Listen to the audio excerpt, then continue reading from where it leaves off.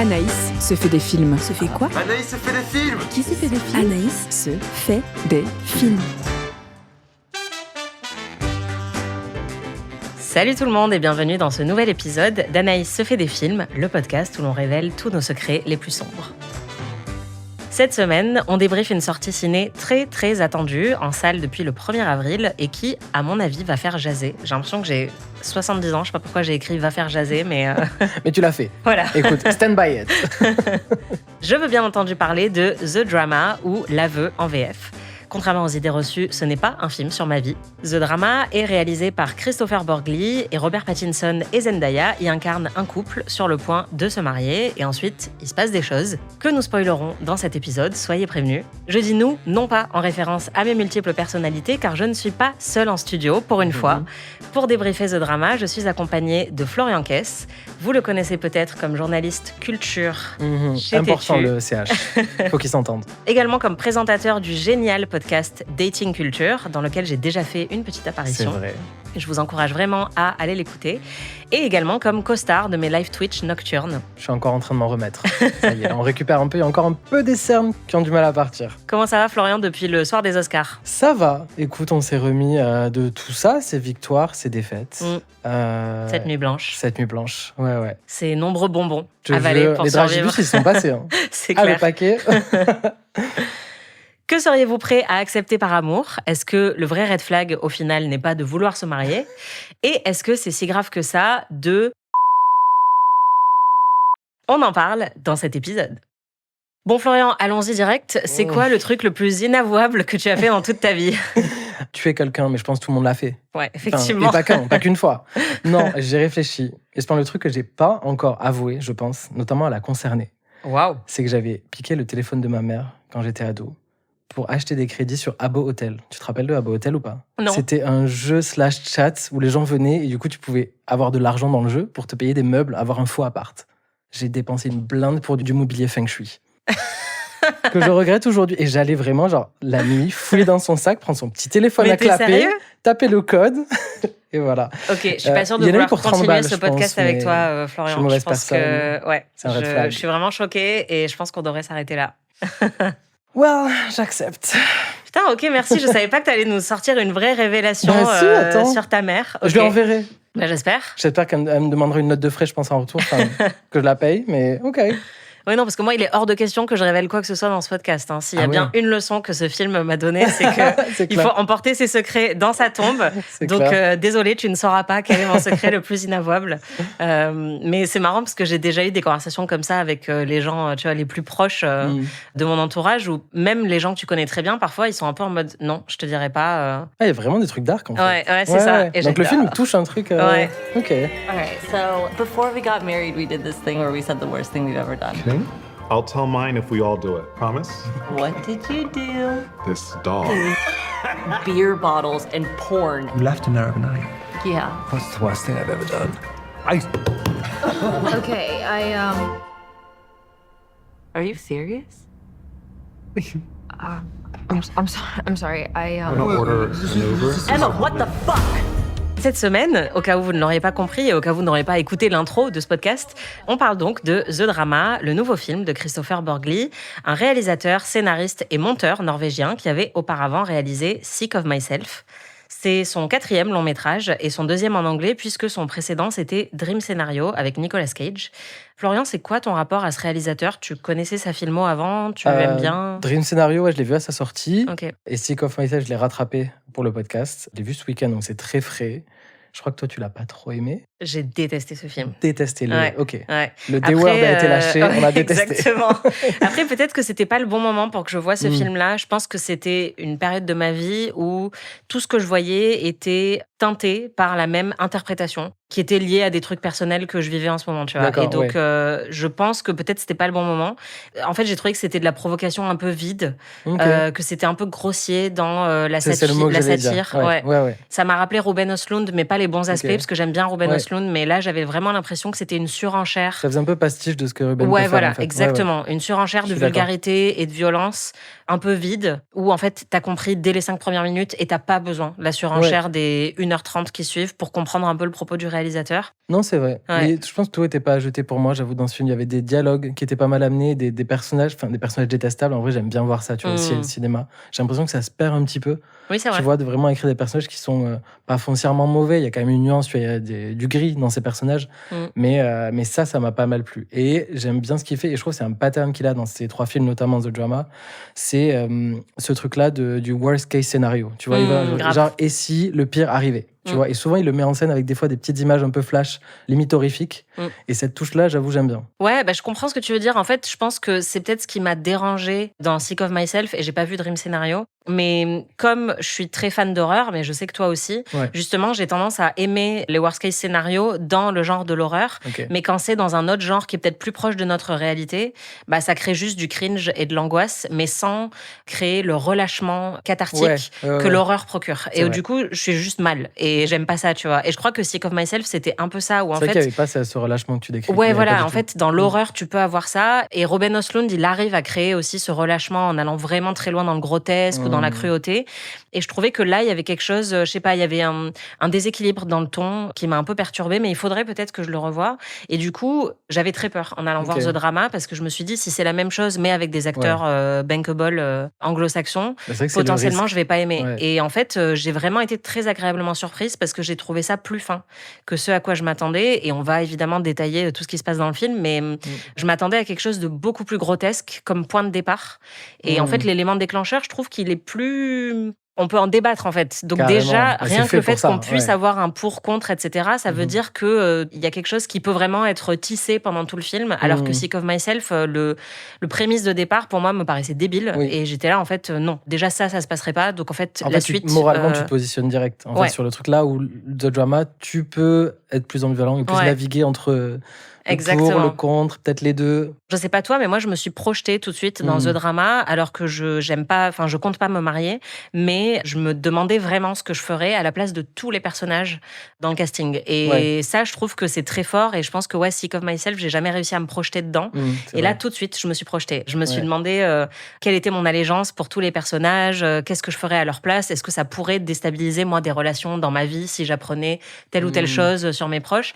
Et en fait, je trouve que c'est ça qui marche très très bien dans le film, c'est que ça devient un jeu, limite avec la personne avec qui tu vas le voir, ou la personne avec qui tu vas en parler après. Enfin, c'est vraiment le genre de film que tu as envie de débriefer, quoi. C'est un film un peu machine à café quand même sur ce point-là. Exactement. Tu vois, et en vrai, même partout, en fait. Tu peux en parler avec ta famille, la personne avec qui tu es en couple aussi, forcément, tu as vu le sujet. C'est vrai que ça peut amener des ton situations. Ton futur mari ou ta future femme, voilà. Allez le voir juste avant de vous marier pour faire un petit test. Il faut poser the question, je pense, sur le cas dans le film. Je pense qu'il faut le faire, en vérité.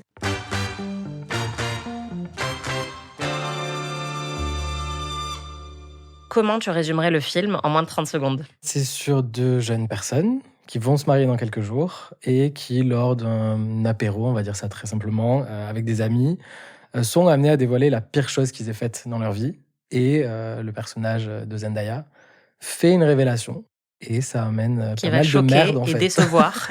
Et mettre en péril potentiellement du coup son mariage, ses amitiés, sa famille, enfin tout ça, plein de choses. Donc c'est le cataclysme créé par cette révélation. Ouais.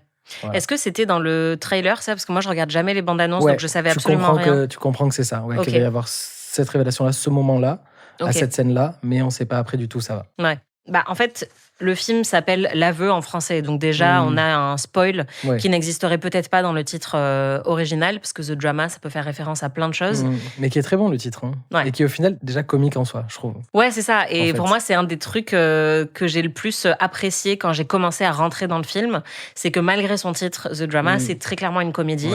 Une comédie très noire. Mais moi, du coup, j'ai vraiment ricané à plein de moments et je m'attendais pas forcément... Enfin, je pensais que ça allait me déranger et qu'il allait y avoir ces cas un peu extrême, comme tu dis, de worst case scénario, où il se passe un truc, un événement déclencheur, et ensuite, ça fait un effet boule de neige, et c'est effectivement ça qui se passe. Mais je m'attendais pas à ce que ce soit aussi drôle, et effectivement, je trouve que le titre anglo-saxon, du coup, est d'autant plus marrant. Il fonctionne bien. Moi, j'avais vu, en fait, juste 2-3 journalistes qui avaient dit ne lisez rien, n'écoutez rien sur le film avant d'y aller. Et déjà, de base, je lis pas les synopsis et je regarde pas les bandes annonces, mais là, j'ai encore plus fait attention à rien voir, donc je savais pas du tout À quoi m'attendre? Je suis de l'opposé de toi. C'est vrai? J'ai limite un kink sur le fait de se faire spoiler. Ah ouais, Ouais. j'adore. En vrai, le tweet, je le savais déjà Ok. avant de voir le film parce qu'il y avait déjà des trucs qui avaient fuité sur Twitter. Mm. Et... Mais on m'a dit que Mais le il y avait script aussi avait d'autres- fuité en fait. et il y avait d'autres pistes que je voyais aussi sur Twitter qui n'ont pas du tout été donc le reveal final. Mm. Mais on pourra en parler après sur les autres Ouais. pistes. Ouais. Alors, évidemment, j'ai précisé qu'on allait spoiler parce que pour moi, c'est. Bon, dans tous les films dont on parle globalement dans le podcast, moi, j'aime bien aller dans les détails, parler de la fin. Je trouve que c'est dommage de se priver de ces discussions-là. Donc, globalement, je spoil dans tous les podcasts. Mais là, pour ce film en particulier, comme il y a toute cette discussion autour de il ne faut pas trop en révéler, tout ça, on va faire attention. Donc, le début de la conversation ne contient pas de spoiler, mais on vous préviendra au moment où on bascule full spoiler.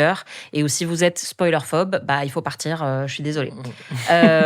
Moi, je l'ai vu ce matin, le Ouais, matin d'enregistrement. tout frais. Toi, tu l'as vu hier. Hier, ouais. Il y avait du monde à ta projection? Projection presse, en vrai, on était 10. Une Ok. dizaine de personnes. Et Ouais. ça a rigolé ou pas? Ça a rigolé. Ok, Ouais. Parce Et que moi, les mêmes moments tous ensemble. Donc, c'était un humour qui se traduit quand même assez facilement. ok. peu Et importe, ça a je pense, le beaucoup public. rigolé? Genre très Il y a des fréquemment? moments, ouais, Ok. quand même. Ouais. Après, c'était pas non plus des rires qui allaient durer, tu vois, pendant 3 minutes, mais c'était franc, quoi. C'était pas le petit rictus, quoi. Ouais, ok, parce que moi, c'est ça qui m'a manqué, en fait. Donc, moi, Ok. je suis allée le voir en salle, puisqu'on est le mercredi de la sortie. Mhm. Puisque, encore une fois, je n'ai pas reçu le carton d'invitation aux projections. Donc, n'hésitez pas à me les envoyer si vous voulez que je prépare, en fait, mon travail sur les films que vous distribuez. Mais du coup, je suis allée le voir ce matin à 9h40 au MK2 Nation. Et on était genre 5 dans la salle. Et ça a rigolé doucement, mais j'étais clairement celle qui ricanait le plus. Ok.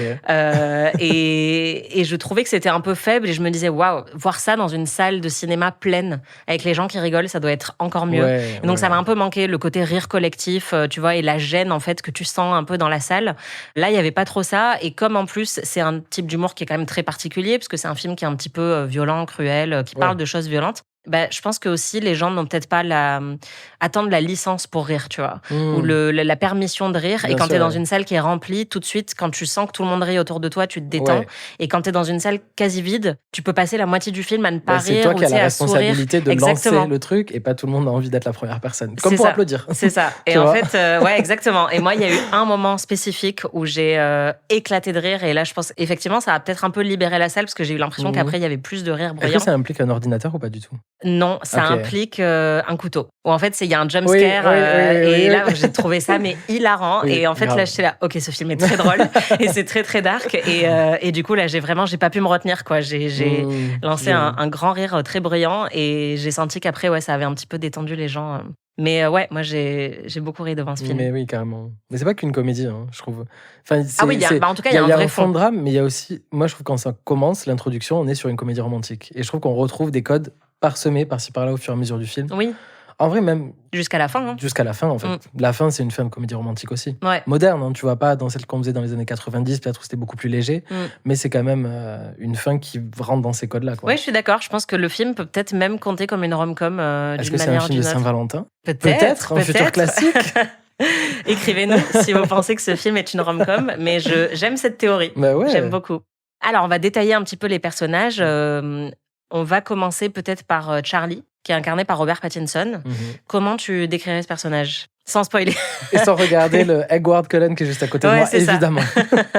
Personnage quand même de nature assez anxieuse. C'est ça qui apparaît dès la première scène où on le voit et tout au long du film. Et en vrai, pour moi, c'est vraiment lui l'ancrage du film. Alors, pour le coup, je suis pas certain que ce soit forcément la bonne idée de s'être autant focalisé sur lui. Je trouve qu'il prend quand même pas mal le pas sur le personnage de Zendaya. Je suis d'accord. Et c'est un peu dommage. Et il est un peu en sur-régime, je trouve, dans ce rôle-là. Moi, pour ma part, je trouve, Ok. Robert Pattinson. Je vois ce que tu veux Tu dire. vois C'est vrai Il en fait que beaucoup il par pousse moment. un peu. Enfin, il va vraiment jusqu'à la limite, quoi, Ouais. de ce qu'il peut faire. Après, honnêtement, je trouve que ça m'a jamais dérangé, moi, en voyant le film. Mm. Mais c'est vrai qu'il y a peut-être un ou deux moments où je trouvais que ça se focalisait un peu trop sur lui. Mais je trouve que ça va. Le film est quand même assez bien dosé et j'étais tellement surprise justement par ça que je pense que les petits défauts, je suis passée outre assez vite. Ouais. Mais c'est vrai que en fait, on comprend très rapidement que dans leur couple, elle est celle qui a l'air d'avoir plus d'assurance Ouais. et lui qui est clairement plus un peu mal dans ses baskets, un peu hésitant quand il parle, un peu timide. Et en On fait, le voit on dès le la voit. rencontre. Ouais, voilà, dès la la rencontre. dynamique, elle est là et elle est comme ça tout au long du film. Exactement. vérité. En fait, elle l'ignore pendant son premier move à lui parce qu'elle est sourde d'une oreille et qu'elle l'a pas entendu. Mais Raison tout de suite, valide. oui. Voilà, d'ignorer raison très quelqu'un. très valide, mais qui pose effectivement tout de suite cette dynamique Ouais, où c'est lui, vrai. il est plus en demande par rapport à elle. Et elle a beaucoup plus d'assurance. Et c'est peut-être ça aussi qui va totalement le chambouler dans la révélation qu'il va avoir après, parce que ça change la perspective qu'il a sur elle, Totalement, ouais. comme quelqu'un qui a toujours été peut-être pleine d'assurance et pour qui tout a toujours été facile, quoi. Emma, justement, sa future femme, jouée par Zendaya. Ou pas d'ailleurs, on sait pas. Ou pas, c'est vrai. Pour On l'instant, ne on est sait dans la pas. partie qui spoil pas, donc écoute. C'est vrai. Comment tu la décrirais, elle? Pour moi, c'est compliqué de la décrire. J'ai l'impression que le film nous dévoile peu de choses sur elle. Sur son passé, au final, on va y arriver. Donc oui, il y a des infos qu'on a. Mais sur la Emma du présent, en vrai, je saurais pas te dire ses traits de caractère. Je suis totalement d'accord. Tu vois? Ouais. Elle est assez, j'allais dire, un peu effacée. En même temps, pas trop parce qu'elle arrive, tu vois, à s'imposer dans certaines situations. Ses amitiés, on comprend pas trop quel type d'amie elle est, non plus. Bon, sur ses amitiés, je pense qu'il y a une analyse qui est faite par un autre personnage dans le film à un moment sur le fait qu'elle a pas d'amis, et Oui. je pense que c'est vrai.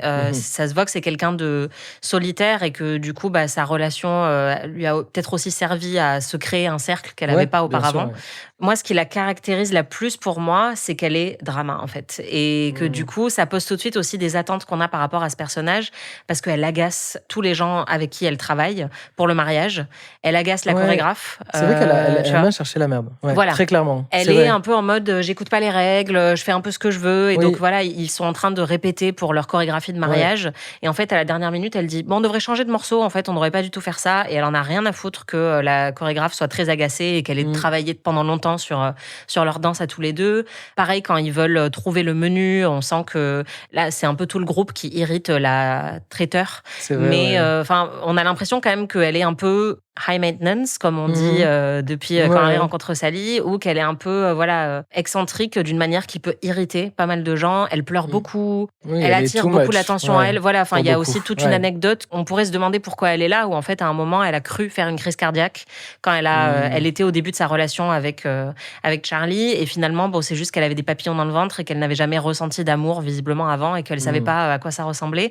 Mais du coup on voit tous ses collègues autour d'elle en train d'appeler une ambulance en mode qu'est-ce qui va lui arriver, et donc c'est quand même un peu une meuf drama, quoi. Ouais, Moi je ouais, pense que c'est c'est peut-être vrai. ça qui la caractérise le plus et qui peut aussi du coup, ça nous indique certaines choses qui vont peut-être se répercuter contre elle quand il se passe Oui. tous les Le trucs post-révélation, ouais. voilà, où tu te dis en fait est-ce qu'elle ment, est-ce que elle est pas un peu too much, etc., quoi. C'est vrai. Ouais. Ouais, Elle moi, est je suis d'accord. caractérielle d'une manière qui est pas cute, en fait. Mais c'est un côté qu'elle perd justement post-révélation, j'ai l'impression. Oui, c'est vrai. Enfin, je veux dire, elle l'a pas, alors que dans la dynamique de couple, Mm. c'est elle quand même, comme tu enfin, vrai, qui porte la culotte, on va dire, tu vois, Oui. qui est un peu plus, qui mène la relation, qui a la dynamique plus punchy. Mm.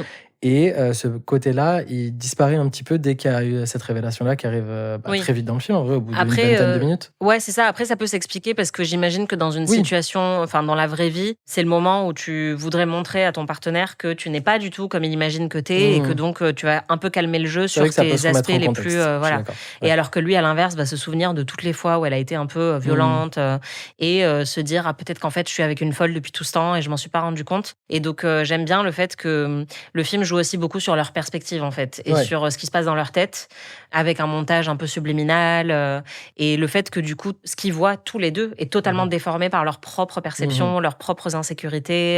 Et tu trouves qu'on est assez dans sa tête à elle? Moi, c'est ce qui m'a on un l'est peu un petit manqué peu. par moment. On l'est un peu moins, je suis Ouais. d'accord, c'est vrai. Enfin, surtout, plus ça évolue dans le film, moins j'ai l'impression qu'on est dans sa tête et sa perception à elle, alors que c'est un peu des éléments clés que j'aurais voulu avoir, tu vois, Ouais, je suis d'accord. pour que justement comprendre cette évolution et comment le couple va soit se consolider, soit se déliter, tu vois. Ouais. Et j'ai l'impression qu'il me manque ça. Lui, on voit clairement son cheminement de pensée, on voit tout ce qui lui passe par la tête. Et ouais, comment ça, c'est en surchauffe là-dedans. On le voit, on le ressent même dans l'acting. C'est pour ça que des fois c'était un peu trop, en même temps c'est justifié. Oui, c'est vrai qu'il est souvent en surchauffe. Ouais. Et là, et Zendaya, pas tant que ça, ce personnage-là, je trouve. Ouais, en On a fait, du mal à après, voir c'est l'évolution. la structure qui veut ça, c'est-à-dire que comme c'est elle qui fait une révélation sur elle, Oui. qui est censée être honteuse. C'est plus les conséquences, ouais, tu veux dire. Ouais, après, en fait, focus sur lui. ça l'impacte plus lui. Enfin, en tout cas, le film, je pense, part de ce Oui. principe-là, du fait que c'est lui qui doit prendre une décision et pas elle. Alors que, Oui. on va y revenir, moi, je pense que elle devrait s'inquiéter de sa réaction à lui. Et moi, j'aurais dit, écoute, c'est quoi? On va en rester là, en fait, parce que tu me Ouais. casses les couilles. Enfin, bref. Ok. On va en reparler de... Un autre film. Dans le casting, il y a aussi Alana Haim, qui joue Rachel, la témoin de Emma, qu'on aime beaucoup, qui était dans Licorice Pizza, qui est, enfin, moi, je trouve une actrice vraiment géniale. Enfin, dans Licorice Pizza, je trouvais que c'était une révélation.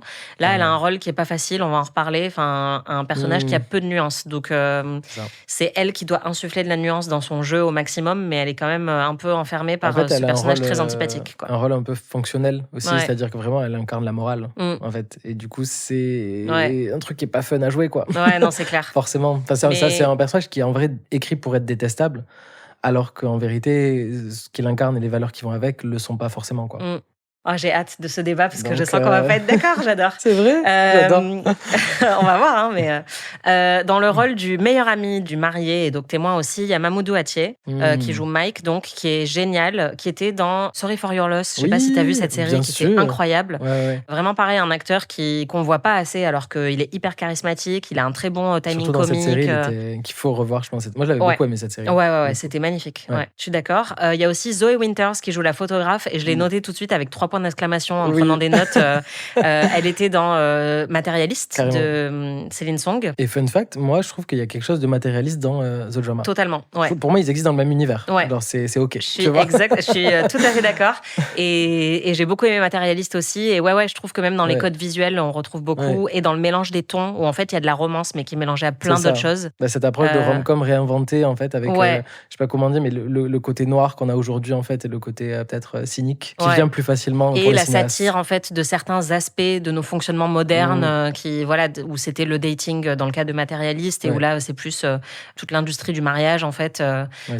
Mais je l'adore, et j'ai trouvé ça très cool de la voir, justement, souriante dans ce film, et plus heureuse que... On peut imaginer que c'est la même, en fait, que c'est la meuf de Matérialiste qui, depuis... Qui a fait une reconversion. Ouais, voilà. C'est ça, et elle vit très bien sa nouvelle vie.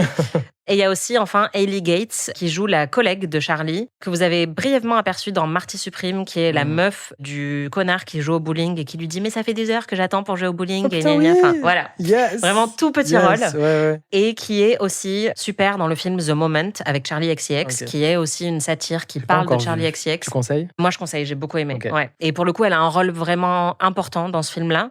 Et elle est très, très bonne. Voilà. Et elle est un petit peu partout en ce moment. Enfin, c'est un peu une actrice qui monte, je pense, qui a un visage en plus très, très fort. Oui. Et là, elle est encore très bien. Elle n'a pas grand-chose à faire, mais elle a un visage un peu deadpan, en fait. Donc, ça marche très bien pour certaines scènes qu'elle a. T'en penses quoi de ce casting, justement, international, enfin, en tout cas, anglo-saxon ? Est-ce que tu penses que ça marcherait avec, par exemple, des têtes inconnues ? En vrai, oui. Ouais. Moi, je pense. Je pense que le concept est assez solide pour que ça marche. Et moi, j'avais justement peur du passage, en fait, du réalisateur au peuple américain.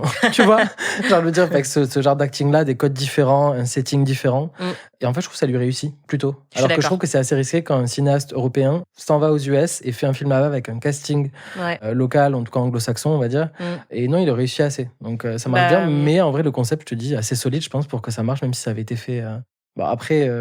logique que ça se passe, je pense, aux États-Unis. Oui, quand même. Logique, tout à fait. Wink, wink, wink. Wink, wink, wink. Mais non, et puis c'est vrai qu'il y a beaucoup de réalisateurs qui n'arrivent pas à faire cette transition vers la langue anglaise. Et je pense à Almodovar, par exemple. Enfin, moi, après, je sais que c'est tout le monde n'est pas de cet avis, mais moi, j'ai pas aimé son premier film anglophone, et ça a révélé beaucoup de choses dans son écriture que j'aime pas, mais qui me dérange pas quand c'est en espagnol, parce que c'est une langue que je maîtrise moins. Là, il y a aussi ce truc où, en fait, je me suis fait une réflexion double. Déjà, je me suis dit, il est scénariste de ce film aussi, et c'est très bien écrit, et donc ça, c'est pas évident pour un réalisateur qui n'est pas anglo-saxon de base, même si les Scandinaves ont généralement un très bon niveau d'anglais. C'est pas toujours évident de garder son ton dans une autre langue que la sienne, et je trouve qu'il a très bien réussi. Et effectivement, moi, je me suis demandé, en faisant un peu un examen de conscience, si j'aurais aimé Sick of Myself avec des personnages, enfin des acteurs anglo-saxons, et où là, c'était une barrière de trop, tu vois, qui a aussi fait que le ton était plus difficile à capter pour moi, parce que je me reposais sur les sous-titres. Je pense que là, le film aurait gagné effectivement avec peut-être une actrice, tu vois, que t'aimais bien, tu vois. Voilà, c'est ça. Et du coup, j'ai inversé, tu vois. Je me suis dit, si The Drama était un film norvégien avec des acteurs que je connais pas et des sous-titres, est-ce que j'aurais autant aimé ? Est-ce que j'aurais trouvé ça aussi fin ? Enfin, tu vois. Tu penses pas ? Je sais pas. Enfin, je me pose la question. Enfin, je trouve que c'est... En tout cas, parfois, on n'interroge pas assez ça, tu vois. Le fait qu'il y a des films, c'est beaucoup plus facile de capter leurs nuances parce que c'est des films français ou en anglais, tu vois. Contextualisés. Et que parfois, il y a des trucs, tu ne comprends que les sous-titres. sous-titres. Et en fait, parfois, quand justement tu vois comment sont traduits certains films, quand on Ouais. voit les films français à Cannes avec les sous-titres en anglais, où je me dis, bah non, c'est pas totalement ça, tu vois. Enfin, en fait, ils perdent de la nuance. Bien sûr. Donc voilà, enfin, je me suis interrogée là-dessus, mais je trouve que pour The Drama, ça marche très très bien Ouais. et que le casting est vraiment bien. Et je trouve ça chouette, en fait, de voir Zendaya dans des rôles plus adultes. Mhm. Parce qu'elle est encore dans Euphoria. Enfin, il y a la saison 3, 4 qui va sortir bientôt. Donc, elle joue une ado dans pas mal de rôles qui ont permis de la rendre très, très C'est vrai, célèbre. Et là, je trouve ça chouette de la voir dans un rôle plus adulte, un peu comme dans Challengers, en fait. Enfin, je me souviens que Challengers, moi, ça m'avait limite fait un jumpscare, tu vois, où j'étais Ouais. comment ça, elle est mariée. Enfin, Est-ce qu'on a le droit de regarder ça? ouais, Tu sais, en c'est mode Zendaya, en fait, elle est hyper jeune. Ouais. Et en fait, là, ça y est, je commence à Ouais. m'habituer à l'idée qu'elle peut être une femme mariée. Et c'est marrant que tu cinéma. parles de Challengers parce que je me suis fait la réflexion. Alors, rien à voir avec le fait qu'il y ait Zendaya dans les deux films, tu vois. Mais c'est vraiment, quand je suis sorti de Challengers, j'avais pas aimé le film. J'étais C'est parti vrai. dans un truc, j'étais pas réceptif, j'étais pas rentré dedans. Il y a un truc, j'étais. Ouah. Et en fait, à fur et à mesure d'en parler, de lire des choses là-dessus, et même moi de réfléchir, de revoir des scènes, j'ai commencé à vraiment l'adorer. Mm. Tu vois, c'est vraiment à rebours et en laissant le truc un peu se décanter. Mm. Là où, avec celui-là, en fait, plus je réfléchis et plus je commence à voir un peu du texte dessus, Mm. plus je vois un peu les failles du projet, du scénario et des lacunes, en fait, surtout. Mais ça, on reviendra après parce Ouais. que je peux pas en parler sans que le twist soit révélé. Bon, clairement, on tourne autour du pot, on a fait notre max, mais c'est le genre de film dont on ne peut pas parler sans spoiler. Moi, perso, j'ai envie qu'on parle de cette fameuse révélation. Oui, En vrai, on dit qu'il faut pas le spoiler, tout ça, mais je pense qu'on peut totalement apprécier ce film en sachant, en allant le voir, quelle est la révélation. Je pense que ça n'enlèvera rien parce que c'est pas un twist, c'est pas un Non. truc qui change la perception du film a posteriori ou Non. quoi. Donc, en vrai, si vous êtes spoilé, moi, je pense que c'est pas très grave. Mais si vous ne l'avez pas vu et que vous ne voulez pas être spoilé, c'est le moment, vous êtes avertis, on va spoiler à partir de maintenant. Donc, allez voir le film et ensuite revenez nous voir et nous écouter si vous avez envie d'entendre la suite. Sinon, si vous en avez rien à foutre des spoilers, si vous avez un king spoiler comme Florian, bah, vous On pouvez existe. rester. Ok. Voilà, on est entre nous, entre kinky spoil. Ça ferait un bon nom de, je sais pas, de drag queen ou tu d'un vois, groupe de kinky rock en spoil. vrai aussi. Ouais, grave. Les Kinky Spoil. Les kinky Tu vois- spoilers. Tu vois, les Kinky Spoilers, ça Grave. passe. Ok, bah suivez-nous pour notre Voilà, future carrière la musicale. reconversion. Ok, donc à partir de maintenant, on spoil. On va parler de cet aveu. Florian, est-ce que tu peux nous expliquer ce que révèle Emma à ses amis et dans quel contexte d'ailleurs? Alors, ils sont en train de déguster du vin et des plats en vue du mariage. On pourra valider le traiteur. Et bon, au bout de quelques verres, un peu désinhibé, pardon, ils décident. Non, c'est le personnage de Alana Haim, je crois qu'il- Rachel. de Rachel, c'est Ouais. joué par Alana Haim, donc qui dit qu'elle, avec son mari, ils avaient décidé donc de se révéler le pire truc qu'ils avaient fait. Mm. Et chacun y passe. Des autres révélations plutôt mid. Bah, Certains trucs pardonnables, en vérité, tu vois. oui, bah en fait, le premier, donc c'est lui qui a super honte. Il dit non, non, non, parle pas de ça. Et en fait, Ouais. c'est juste qu'il était en date avec une meuf, qu'ils ont été attaqués par un chien. Et en fait, il a pris la meuf pour se protéger des attaques du chien. En vrai, Et il l'a on va dire utilisé comme instinct de bouclier. survie, bon. Enfin, c'est drôle en fait. C'est drôle, quoi. C'est méchant, mais en fait, ça remplit totalement le critère posé pour cette discussion. C'est-à-dire Exactement. que c'est un peu inavouable, Mm. mais ça va. Enfin, tu vas pas En partir fait, c'est en le prison bon pour ça. level de déclaration Ouais, à voilà. cette réponse-là. Et j'aime beaucoup le fait que quand il y a sa première révélation à lui, il est mais vraiment énervé à l'idée que même sa meuf en parle. Il dit non, Ouais. non, non, je veux pas qu'on en parle. Ouais. Et en fait, quand il commence à raconter l'anecdote, il commence à sourire et à prendre plaisir à Mmh. ça. Et donc, j'aime bien le fait que ce film est très fin aussi là-dessus, sur le fait qu'on aime tous être un peu mauvais. Ouais. Et que le plus compliqué, c'est de l'assumer auprès des Ouais. autres, mais qu'en fait, on prend un petit peu de plaisir à ça. Et donc, où est-ce qu'on place le curseur? Parce qu'en fait, t'as mauvais et t'as vraiment mauvais. Et du coup, tout le film joue là-dessus, sur, OK, Mhm. qu'est-ce qui est avouable et qu'est-ce qui est encore acceptable moralement. Et donc, toute la conversation entre ces quatre personnages ouais. va justement aller un peu crescendo. Et je pense que c'est pas forcément juste même aimer montrer, tu vois, le mauvais qu'on a en nous. Je pense que c'est juste aimer surprendre, en fait. Tu C'est vois. vrai. Et ça peut être un truc positif en vérité, tu vois, mais c'est juste montrer qu'on n'est pas qu'une seule Oui. facette, tu vois, que les gens ont en tête, etc. Et je pense qu'il y a ce truc-là de toujours fuir un peu les attentes que les autres peuvent mettre sur nous. Ouais, c'est clair. Il y a un peu ce truc-là. Et puis, jusque-là, en ils ont vrai, choisi la route bien dark. Oui, c'est Tu ça, vois. mais non, et puis enfin moi je suis pas religieuse, mais je pense que en fait ça fait aussi du bien parfois de verbaliser certaines choses et que du coup tu sens le plaisir à avouer un truc qui Ouais. pèse un peu sur ta conscience parce que tu te dis bon là ça craint vraiment que j'ai fait ça, mais bon on est entre amis, on se le dit, on rigole un peu et c'est comme un rite de Ouais. passage entre nous pour dire bon bah voilà je te connais un petit peu mieux, je connais un secret un peu sombre que tu as et t'inquiète pas, ça change pas notre rapport. En fait c'est pour ça qu'ils le font. Ouais. Et donc évidemment l'attente au Sauf début que le c'est que voilà, rapport. ça ne va rien changer et que t'inquiète pas, entre nous, on peut tous dire. Ouais. Et ce Et que là, la donc- discussion a prouvé, c'est que non, ils ne peuvent Et pas non, tous dire. parce que donc le personnage de Zendaya dévoile qu'elle avait planifié de faire une fusillade dans son école, dans son Ouais. lycée.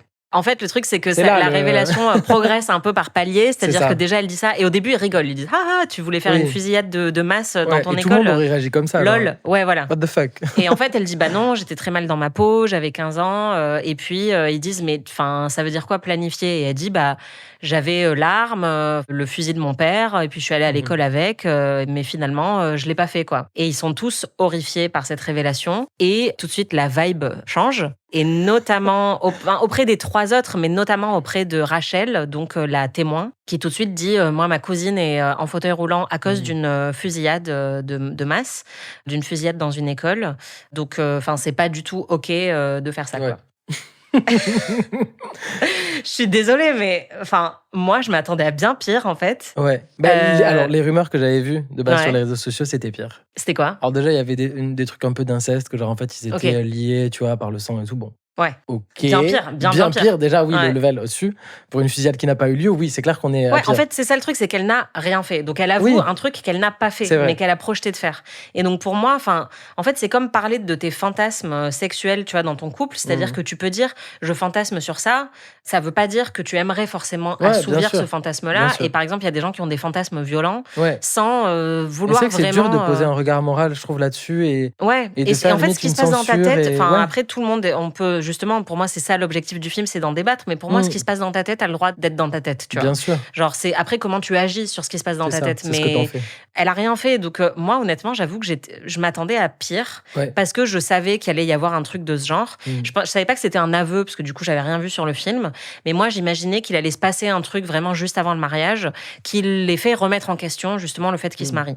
Et je m'étais dit, c'est peut-être le fait que l'un ou l'autre cause accidentellement la mort de quelqu'un, tu vois, genre un hit and run, un accident de voiture, Ouais. et il prend la fuite au lieu de prendre ses responsabilités. Ça aurait marché, ouais. aussi, Enfin, ouais. voilà, tu vois, un truc vraiment catastrophique où là, tu te dis, enfin, si ça arrivait à ton partenaire, tu te dirais, qu'est-ce que je fais, tu vois? Mm. Ou t'apprends que ton partenaire, effectivement, a tué quelqu'un ou agressé quelqu'un, enfin, tu vois, violemment, sexuellement, enfin, des trucs vraiment dark, Ouais, ouais. où là, tu te dis, je ne sais pas qui est cette personne en face de moi. Et honnêtement, en comparaison, enfin, vraiment, je vais être cancelled après ce podcast, mais j'étais un peu en mode, c'est OK. C'est Enfin, ok de planifier une fusillade. c'est en ok fait. de planifier Genre, une fusillade. Enfin, merde. juste. Non, mais je trouve que le film le vend aussi de manière très fine. Pas le fait de faire des fusillades, mais juste en fait, moi je comprends sa perspective à elle. Ouais. Et le personnage de Robert Pattinson, le fait que ce soit un acteur britannique n'est évidemment pas anodin, puisqu'il est étranger à la culture américaine Mm. et donc notamment à la culture du port d'armes. Et La donc, culture de la fusillade. La scolaire. culture de la fusillade, qui est vraiment une culture, en vrai, enfin, Ouais. honnêtement. Tristement, ouais. Et du coup, lui, il a un regard qui est étranger à tout ça. Le fait que ce film soit écrit et réalisé aussi par un Européen, bah, ça, c'est pas anodin. Et en fait, lui, il dit, mais imaginez le nombre de fusillades qu'il y a dans les écoles, il y en a quasiment une par jour. Donc, imaginez le nombre de gens autour de vous, dans la rue, qui ont projeté un jour d'en faire une, enfin pour qu'il y en ait autant qui se produisent tout le temps, ça veut dire que soit tout le monde est des psychopathes ou des personnes, enfin qui ont cette capacité de violence, etc. Ça veut aussi peut-être dire quelque chose de la culture américaine qui abreuve en fait les Américains d'images violentes, qui les abreuvent de flingues littéralement. Enfin, tu peux acheter un flingue très facilement où que taille. Et donc peut-être que c'est pas que elle le problème, mais aussi toute la culture qui permet le fait qu'un mal-être adolescent se traduise par une envie de fusillade, ce qui est sans doute moins fréquent dans des pays qui ne sont pas les États-Unis. Parce qu'aux États-Unis, c'est tellement devenu culturel, c'est vrai. les flingues. Et elle, en fait, elle en parle comme ça. Elle dit, bah, c'était limite cool, parce que je voyais des vidéos d'autres gens sur Internet qui se C'est vrai qu'elle est filmaient très avec des détachée par flingues. rapport à ça. Voilà. Et elle dit, moi, j'avais pas conscience de la violence du truc. Je me disais juste, il y a une esthétique, en fait, autour de la violence et autour du port d'armes qui était attrayante pour elle à l'époque. Mais c'est vrai que ce personnage incarne hyper bien, en fait, je trouve, la banalisation du port d'armes, des fusillades qu'il y a presque tous les jours, du coup, en fait, tu vois, en termes de chiffres. Il incarne totalement ça parce qu'en fait, quand elle en parle, il y a une expression limite, je sais pas, terne, inexistante, un petit peu, tu vois, comme si elle n'était pas émue par ce sujet-là, là où en fait le personnage de Robert Pattinson, comme tu dis, qui est étranger, est assez horrifié par ça, au-delà de cette révélation vis-à-vis de sa future femme. C'est juste cette révélation-là. Ça aurait été, je pense, vraiment son meilleur ami ou je sais pas, quelqu'un d'autre, tu vois, qui croisait dans la rue, il aurait été tout aussi horrifié. Ouais. de banaliser ça. Et c'est pour ça que son réflexe est hyper intéressant d'essayer de trouver une raison en fait derrière ça. Il dit non, mais ça peut pas juste être ça. Ça peut pas être juste genre le climat qui explique que t'as voulu faire ça. Ouais. Il y a un traumatisme, tu vois, il va se baser sur sa voisine qui est morte, mais elle est morte devant toi. Oui. Non, c'est ça qui Oui, c'est t'a- ça. Il cherche Donc, il cherche un trauma originel en fait Ouais. qui justifie cette.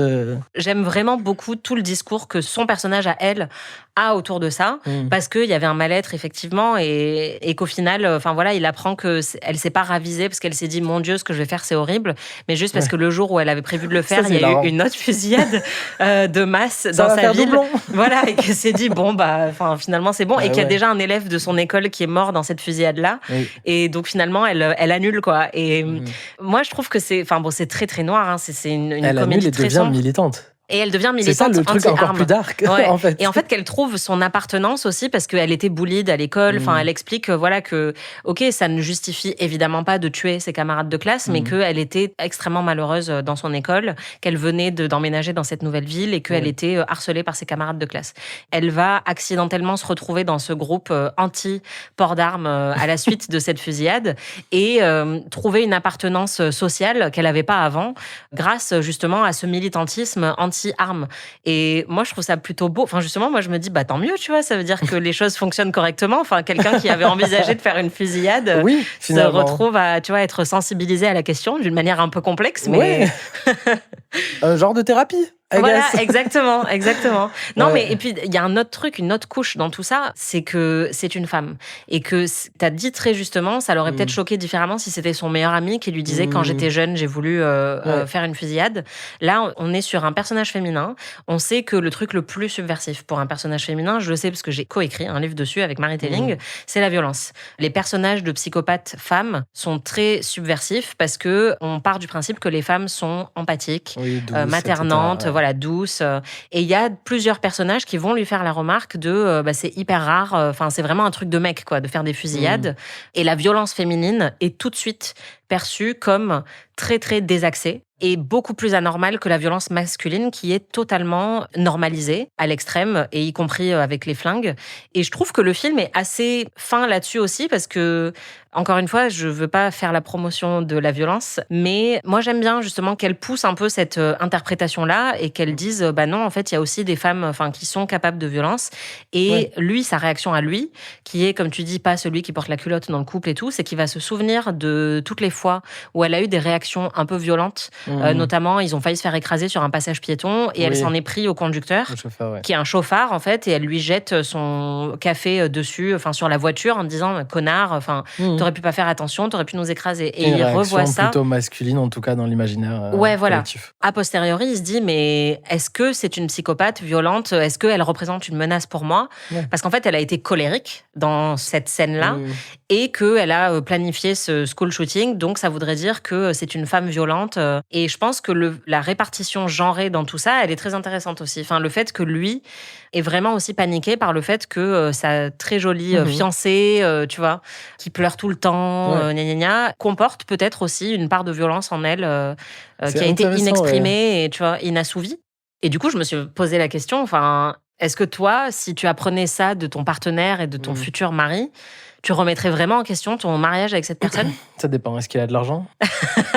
C'est un argument. Il faut le prendre en compte, tu vois. C'est vrai, c'est vrai. Est-ce qu'il peut acheter mon silence?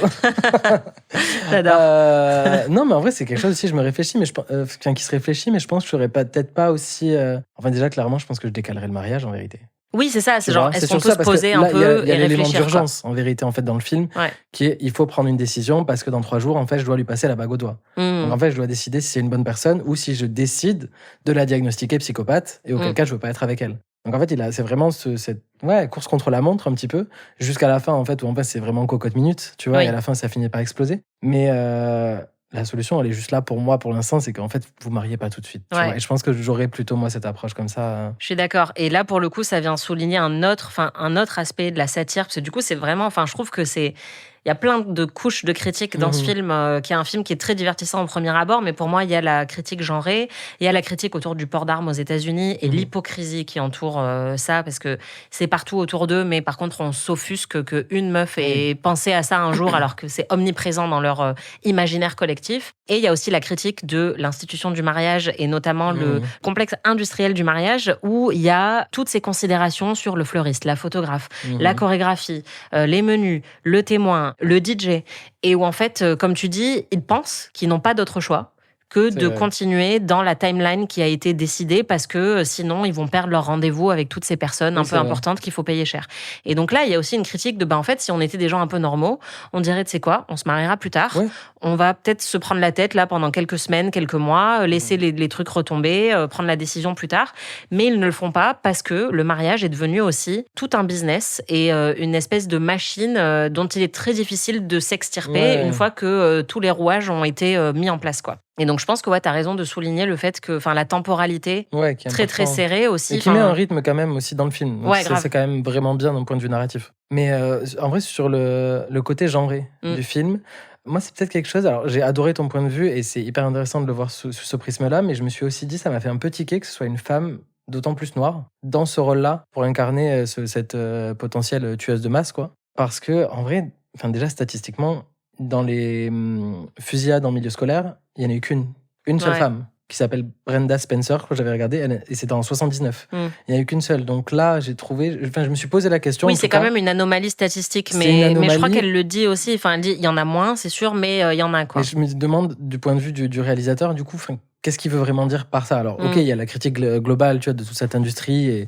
et la banalisation de la violence avec les flingues, mais... Est-ce qu'il veut vraiment dire quelque chose derrière en mettant une femme là-dedans? Est-ce que c'est un truc particulier?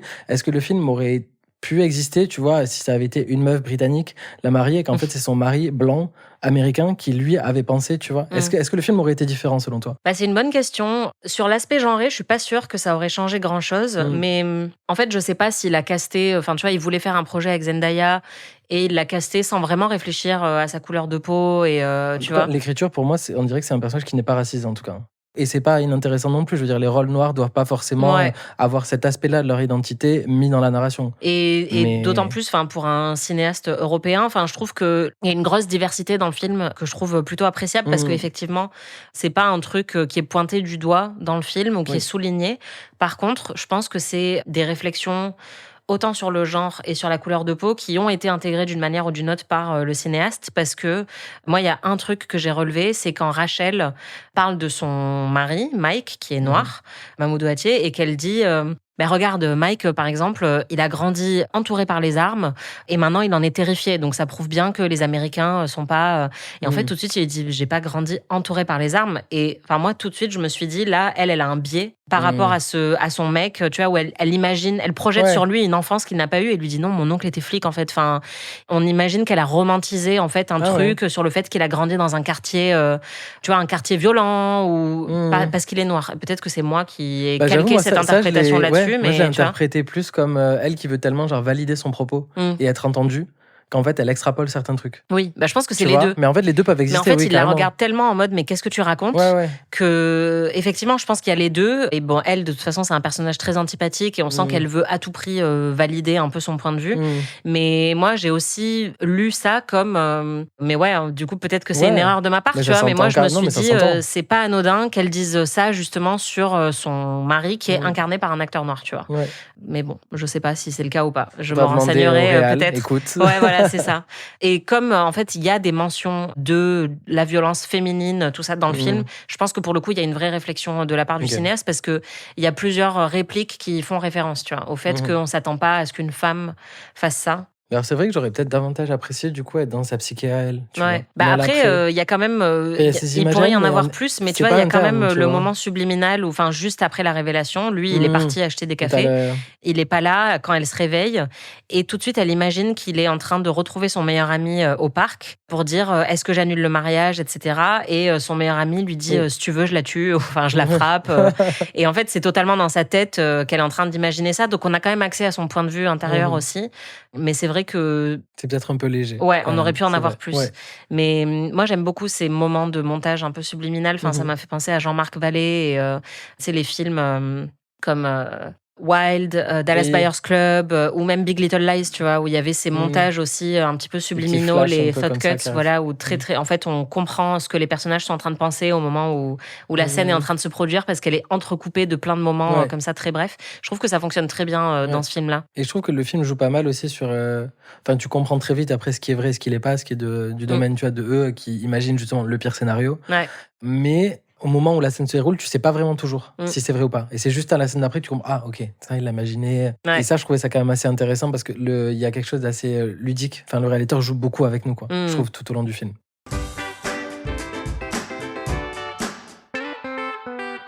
Bon, clairement, je ne suis pas suffisamment choquée par Non. par cette révélation. Et du coup, je m'interroge vraiment sur mon propre compas moral, tu vois. Mais je me dis, pour moi, merci. Aurélie me fait des signes que non.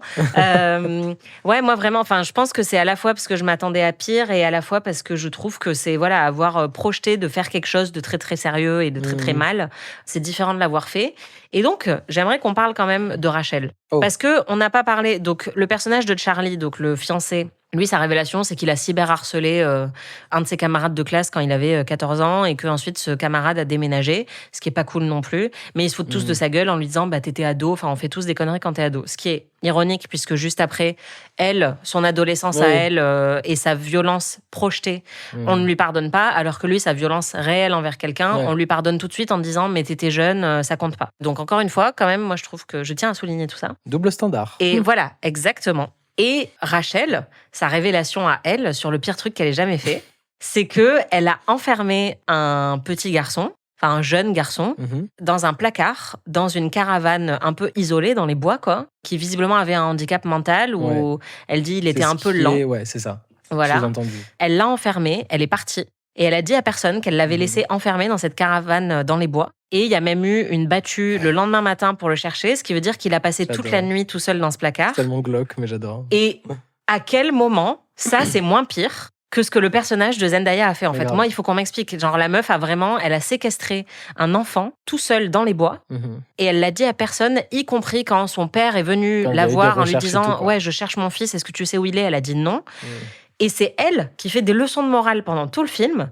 Je suis désolée, mais genre pour moi, s'il y a un personnage qu'il faut cancel, c'est elle, quoi. Ce gamin aurait Oui. pu mourir pour de vrai. Oui, oui, c'est clair. On est d'accord. Ouais, ouais. de ouf. Mais toi, tu l'adores en fait, cette meuf. Non, je l'adore, mais je trouve que elle incarne des gens qu'on a tous autour de nous, en fait. Je trouve qu'elle a, Oui. elle a ce côté, en fait, t'as plein de gens qui aura. Je pense que quand tu vas parler du sujet du film autour de toi, il y a plein de gens, je pense, qui vont dire en mode, ah, mais oui, mais carrément, mais jamais je me marie avec quelqu'un comme ça. Mm. Tu vois, il y en a qui vont avoir ce Oui, sans réflexe. doute. Ouais, ouais. Enfin, le côté réflexif, vraiment, de genre, la morale qui parle d'abord avant la réflexion, en Mm. fait, tu vois, et l'intimité, et quelles sont plus tes valeurs, toi, et pas les valeurs qu'on t'a inculquées autour de toi. Oui. Tu vois. Oui, oui, oui. Et donc, elle incarne ça, je trouve très bien. Et je pense que le personnage, c'est hyper important qu'il soit là. Mais c'est vrai que comment il est joué, et surtout, en fait, comme c'est un personnage qui est tout le long est fermé, quoi. C'est un jeu, tu sais, qui est toujours, Oui, elle est toujours c'est dans vrai. la colère, en fait. Toujours Ouais. dans la. C'est ça, elle est toujours dans la colère et j'ai envie de le revoir pour voir comment elle est avant qu'on ait cette révélation parce Mhm. que elle est quand même. Elle a quand même une certaine, déjà, Ouais. rigueur, je trouve. Dans ses dynamiques, même avec Zendaya, quand on l'avait aussi, Ouais. notre amie, elles sont trois à un moment donné, Mm. qu'elles discutent, tu comprends que elle, c'est celle qui un peu dirige un peu le groupe et des fois, genre, dit oui ou non, tu vois, à ce qui est en train de se passer. Mm. Tu vois qu'elle a un peu le lead là-dessus. Ok, d'accord. Et je pense, j'ai l'impression qu'elle l'impose aussi, ça, justement, quand t'as la révélation. ouais. Tu vois, c'est elle qui met la conversation en mode non, mais vous allez m'écouter. On Oui, c'est va, ça, c'est elle qui décide que c'est on va pas inadmissible. valider ce comportement. Ouais, alors que les deux autres, on sent que les deux mecs Bah, ils sont en pourraient état de totalement choc, être d'abord, choqués, et- mais dire ouais. bon, enfin, on dort dessus et le lendemain ça va. Et c'est un peu le cas aussi de Mike qui assez vite, comme Charlie, enfin Ouais. dit bon, est-ce qu'on peut pas comprendre d'une certaine manière. Et elle est vraiment très intransigeante. Elle veut rien entendre et elle parle donc de sa cousine qui a été victime d'une fusillade, comme si Zendaya avait tiré sur sa cousine en Ouais, fait. Alors c'est ça. que et je comprends qu'on projette tous en fait des choses qui sont pas liées directement à ces personnes-là, mais on va projeter sur elles en fait des vécus personnels, tout ça. Mais moi, du coup, elle m'a tellement agacée parce que j'avais envie de lui dire, meuf, en fait, déjà, on s'en fout de ta cousine. C'est pas la question. Emma n'a pas fusillé ta cousine. Oui. Elle a même pas envisagé de fusiller ta cousine. Elle a envisagé de fusiller des gens que tu connais pas. Voilà. Et c'est OK. Et c'est d'envisager ok, de en fusiller fait. des C'est gens. quoi Euh, Mais en fait, je Vraiment, trouve je qu'il y a sens un que peu je un vais- truc. je vais avoir une vague de désabonnement après ce podcast. Tu trouves pas qu'elle incarne un peu ce truc de cancel culture? En fait, ce truc-là, c'est ce réflexe qu'on peut avoir sur les réseaux Exactement. sociaux à condamner sans réfléchir. Ouais. Parce que, justement, la morale. Et c'est tout, et Exactement. ça s'arrête là, tu vois. vois, et tu dis non, les réflexions peuvent aller plus loin. Ouais, la nuance et en existe, fait, et je dis pas qu'il faut pas non plus aller dans l'autre sens, qui est un Non. peu le truc de la bienveillance. Oui. On a aussi un Non. extrême opposé dans notre culture actuelle. C'est un spectre, tu vois, et c'est vrai qu'elle, Ouais. pour le coup, elle est du côté extrême d'un Ouais. spectre. Et alors, le pire truc, mais enfin, le pire truc. Qu'est-ce que tu vas me sortir? Non, mais donc elle est témoin du mariage et évidemment, elle se demande si. Enfin, c'est vrai que c'est un peu gênant d'être témoin d'une meuf que subitement tu détestes et dont oui. t'estimes que c'est une folle psychopathe. Toi, Donc, tu serais allé au mariage? ben non, en fait, déjà, moi, je comprends pas pourquoi elle a accepté de rester Ouais. témoin. Enfin, j'ai envie de lui dire, meuf, du coup, éloigne-toi de ces personnes-là. Dis que t'es T'es malade très le jour choquée. J, au pire, tu vas pour préserver. Ouais, où et tu voilà. dis, enfin, clairement, elle l'insulte dès la minute zéro de la révélation, tu vois. Donc, t'as envie de dire, bon, bah, retire-toi du mariage, n'y va pas. Mmh. Ou dis-lui, trouve un autre témoin, parce que clairement, moi, je veux plus assurer ce rôle-là.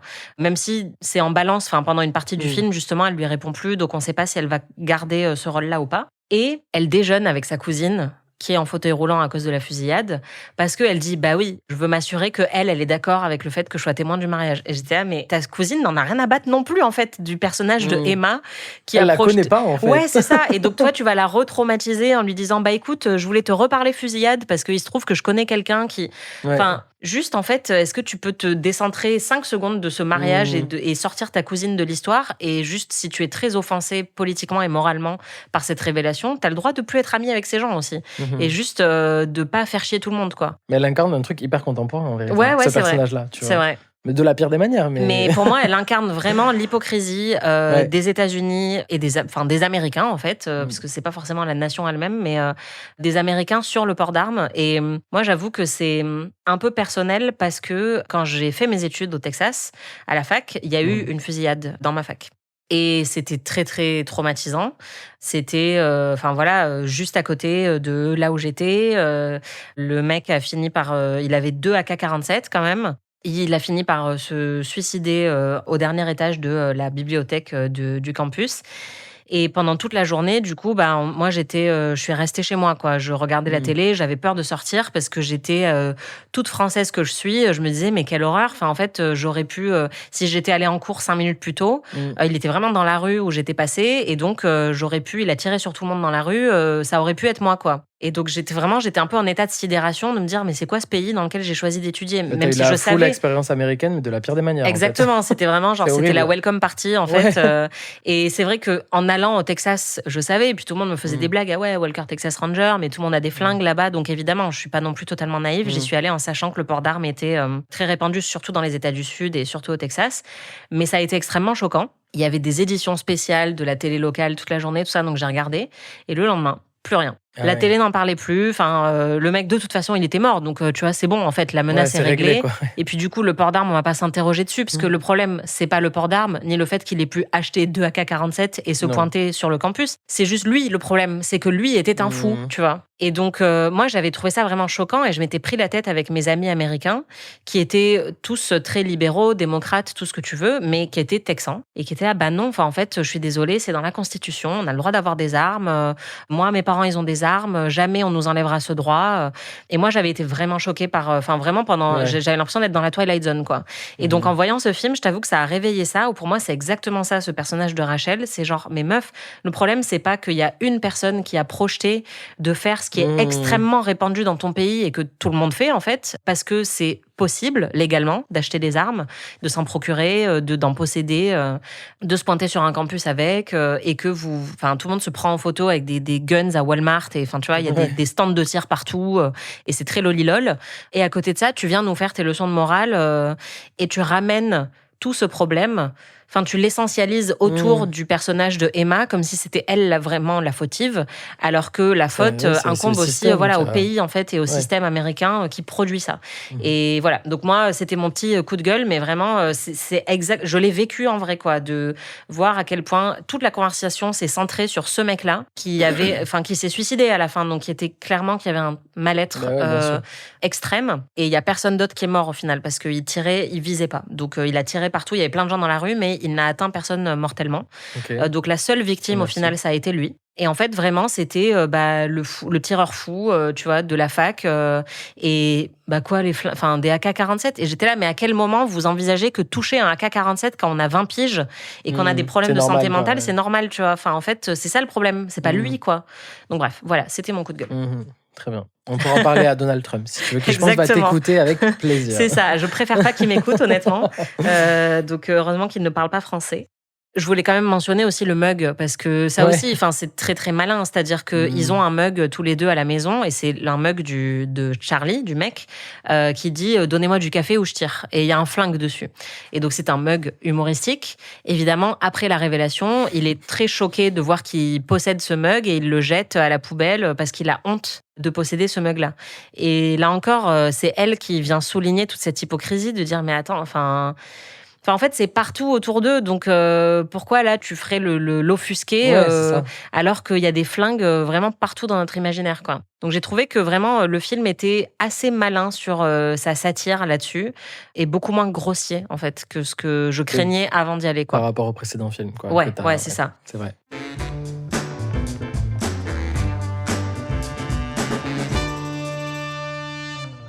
On va débriefer la fin aussi pour voir si, parce que c'est peut-être là qu'il y a quand même un gros crescendo et qu'on peut se poser la question Ouais. de est-ce que ça va trop loin ou pas. Avant ça, je voulais quand même faire un petit jeu. Un petit jeu aussi en référence à ton podcast Oui. Dating Culture, J'adore. puisque du coup c'est un podcast qui parle de culture, mais tu reprends en fait dans ta structure Ouais. des références au dating moderne. ouais. Et donc bah là, ça me paraissait déjà évident de t'inviter pour parler de ce film-là, et aussi de te faire un petit jeu Green Flag ou Red Flag. J'adore. Je vis pour ça. Et donc bah tu vas me dire à chaque fois ce que t'en penses. Mentir au premier date, Green Flag ou Red Flag? Bah, green flag, on le fait tous, non? Oui. Ça dépend ce qu'on met comme mensonge, tu vois. Oui, c'est ça. mais C'est ça. On fait tous des petits mensonges. Bah, je pense que c'est même limite le propos du film, c'est de dire Ouais. qu'il n'existe pas de relation sans mensonge. Bah non. Et surtout dans les affaires d'amour et de séduction.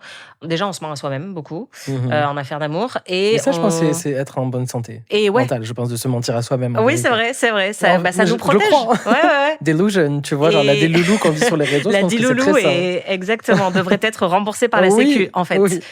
Et en fait, oui, en premier date et même pendant Mais parce qu'on veut beaucoup être la de meilleure premiers version de dates. nous-mêmes, quoi. Ouais, Tu c'est vois, ça. C'est normal. On ment beaucoup et c'est au bout de quelques mois qu'on va révéler parfois certaines Ouais, choses. comme un oignon, t'enlèves petit à petit les trucs. Et... Exactement. Puis voilà. Se marier au bout de 2 ans de relation, green flag ou red flag? Orange, en vérité, ça dépend. Mm. Tu vois, moi, je pense que je pourrais le faire. Ouais. Juste pour for the plot. Pour le Tu drama, vois, tu as envie pour de une dire. petite storyline, tu vois. Au pire, ça fait quoi? Un divorce. C'est stylé d'avoir un divorce, tu vois. Je suis d'accord. Pourquoi pas? Je suis d'accord. Limite, je ferais une meilleure fête de divorce que de mariage, je pense. Mhm. Tu vois. J'adore. Bah, j'espère que tu m'inviteras. Bah, bien sûr. Ok, follow-up. Se marier au bout de 2 ans de relation quand on a 30 ans. Green flag ou red flag? Bah, green, je pense. C'est attendu, non? Ouais, bah moi je pense que c'est plus ça qui m'a choquée, mais après moi je suis Ouais. très, enfin, j'ai beau pleurer à tous les mariages auxquels je me rends et même ceux auxquels je n'ai pas été invitée, mais juste dont je suis témoin. Ouais. Moi j'ai pas envie de me marier et j'avoue que c'est ça qui m'a le plus surprise, c'est que ils aient envie de prendre cette décision aussitôt. Ils se sont Toi, c'est rencontrés tôt, à ouais, 28 30 ans. ans. Bah ils se sont Oui, rencontrés à parce que- 28 et du coup Ouais. t'es un peu, enfin moi j'ai 35 ans, je pense qu'il me faudrait beaucoup de temps avant de décider que la personne avec laquelle je suis, c'est la personne avec qui j'ai envie de rester pour toujours. Mhm. Et d'ailleurs, c'est pour ça que je crois pas au mariage. Enfin, je suis même pas sûre que ce soit envisageable pour moi de penser comme ça. Et donc, te dire qu'au bout de 2 ans de relation, c'est bon, t'as toutes les cartes en main, tu sais. Moi, c'est pas mon cas. Mais après, c'est pas pour juger. Enfin, je pense que chacun a son Ouais. rythme, On effectivement. a le droit à l'erreur. Je Voilà. pense que c'est surtout ça qu'il faut se Mais dire. et il y a des couples qui fonctionnent très bien en allant très vite Ouais. et des couples qui ne fonctionnent pas du tout en prenant leur temps. Donc il n'y a Mhm. pas de rythme.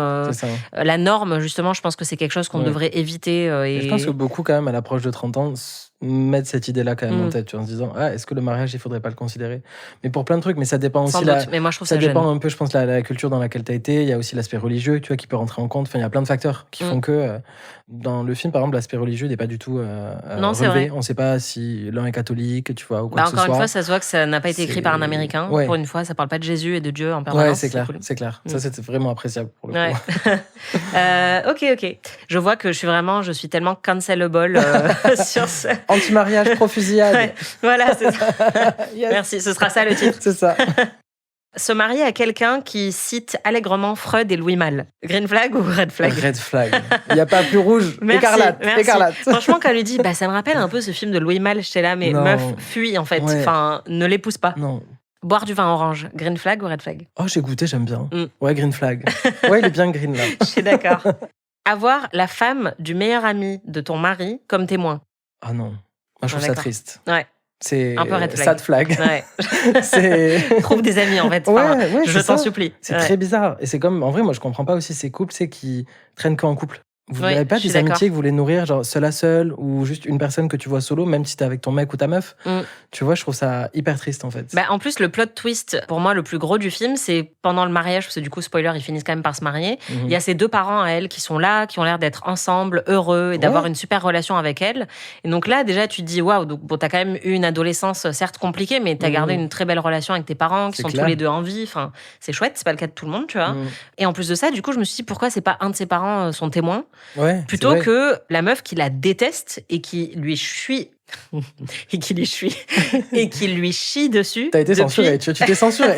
C'est ça. Et qui lui chie dessus depuis le début du film, tu vois. Ouais. Mais surtout, en plus, elle avait une autre pote qui était là. Enfin, tu sais, quand on les voit à trois discuter, pourquoi Oui, mais en fait, prends pas c'est ses l'autre collègues. Hein. C'est bizarre. C'est pas ouais. ses potes, c'est ses collègues. Donc moi, je pense qu'il y a quand même un truc. Et on comprend que c'est quelqu'un de solitaire quand même. Enfin, que elle, Oui. contrairement à lui, elle est un peu. Elle a pas beaucoup d'amis. Bah, quoi. depuis l'adolescence, mais tu comprends qu'elle Oui, est assez oui, c'est ça. recluse, Bah, elle les quoi. a tous tués. Donc, C'est vrai. non, justement, Non. elle ne les a pas tués, mais. Elle aurait dû. Enfermer un garçon souffrant d'un handicap mental dans un placard et l'abandonner et ne le dire à personne. Green flag ou red j'hésite. flag? Je dois le dire pour de vrai? Bah, Bah, c'est red flag un peu quand on est même. d'accord. Ouais, Ouais. un peu. un peu red flag. Après, moi, je me suis vraiment posé la question et je pense que tu n'es pas obligé de répondre parce que je pense qu'on a le droit chacun d'avoir notre jardin secret. Vas-y. Mais du coup, moi, ce que j'adore, c'est que ce film, non seulement me force à me poser la question de est-ce que je serais choquée par ça dans la vraie vie, est-ce que ça aurait un impact sur mes relations, mais aussi où est-ce que je place la limite par rapport à mes proches. Genre, qu'est-ce qui serait vraiment la révélation qui ferait que je me dirais je dois couper les ponts avec cette personne. Je peux plus être en contact avec elle, tu vois. Et moi, c'est des trucs auxquels j'ai réfléchi, et notamment post-MeToo, tu vois. Je me suis demandé si bien sûr. si un de mes proches était visé par une révélation, comment je réagirais, qu'est-ce que, tu vois, quel impact ça aurait sur ma vie, etc. Mais même par rapport à ton ou ta partenaire, voilà, je me suis demandé où est-ce que tu places le curseur, tu vois. Ouais. Et je trouve que le film est vraiment assez fort là-dessus, tu vois, de se dire c'est quoi le truc qui serait vraiment inacceptable pour toi. Parce que moi, dans tout ce qui a été dit dans ce film, il n'y a rien qui serait inacceptable, je pense, si la personne m'explique un peu comment ça encore s'est une fois, passé, faut toujours pourquoi. recontextualiser. Bien Ouais, sûr, voilà. c'est surtout ça, tu vois. Mais j'essaie de réfléchir, tu vois. C'est vrai, moi, ça m'est arrivé dans le groupe de potes que j'avais fac, un qui avait été accusé, pareil, tu vois, d'une agression sexuelle. Et bon, après, le groupe de potes, c'était déjà un petit peu délité au fil des années, donc il n'y avait pas non plus, tu vois, ce noyau qui a éclaté. La victime, du coup, demandait un petit peu, je pense, à prendre position, parce qu'il y avait un truc bien qui sûr. voulait se créer un truc de confort autour de soi, je pense, tu vois, vraiment de se sentir entouré. Et c'était hyper important. Donc, j'avoue, pour moi, ça a été facile, je pense, un peu de nexter la personne qui était accusée. J'ai fait le choix de croire la victime. Mais c'est vrai que, voilà, comme j'avais pas un lien qui était privilégié avec la personne qui était accusée, c'était facile de faire ça. C'est vrai que si c'était quelqu'un de très proche, genre mon meilleur ami, ce serait plus touchy. Bah, en tout cas, tu sais que tu vas avoir des allégeances complexes, quoi. Ouais. Donc, c'est des vraies questions. Et d'ailleurs, on le voit quand il y a des accusations qui se produisent et que certaines personnes sont soutenues et qu'on a vraiment tout de suite tendance à dire justement, bah non, tu devrais t'éloigner tout de suite, couper les ponts. Et en fait, quand t'as une amitié de 30 ans, c'est pas aussi simple, une relation amoureuse, voilà, ça peut être très compliqué. Et c'est des choses qui se règlent, je pense, en privé. C'est un luxe que les gens ont quand c'est pas des célébrités. Ouais. Quand t'es une célébrité, tout de suite, en fait, tu dois te positionner et dire je ne veux plus travailler avec telle personne, je ne veux plus parler à telle personne. Mais c'est compliqué et je pense que ce film, il pose vraiment des questions là-dessus, quoi. Et j'ai vu, là, il y a sur Twitter, tu as un tweet qui passait, les gens qui étaient là, mais comment vous pouvez être ami avec quelqu'un qui trompe, par exemple, sa meuf? Et je me suis dit, mais en fait, déjà, moi, j'ai pas envie de porter un jugement moral forcément sur mes amis, sur ce qu'ils font. Ça, c'est vraiment de l'ordre, pour moi, de leur vie privée à eux, leur vie romantique et sexuelle privée, tu vois. Après, là où je mets un peu la nuance, c'est aussi si je parle à la personne, tu vois, qui est en train de tromper son partenaire, que ce soit genre ma meilleure amie, par exemple, je vais essayer de comprendre, tu vois. Et ça dépend aussi, si derrière, je vois qu'il n'y a pas une once, par exemple, de culpabilité, comme ça, c'est vrai que moi, en fonction de mon système de valeurs, ça va me déranger. Je vais me dire, là, j'apprends une nouvelle information de toi. C'est que tu mets pas une valeur au même endroit où moi, je la mettrais. Donc, je pensais que ce qui nous unissait, en fait, c'est plutôt un lieu de distension, tu vois.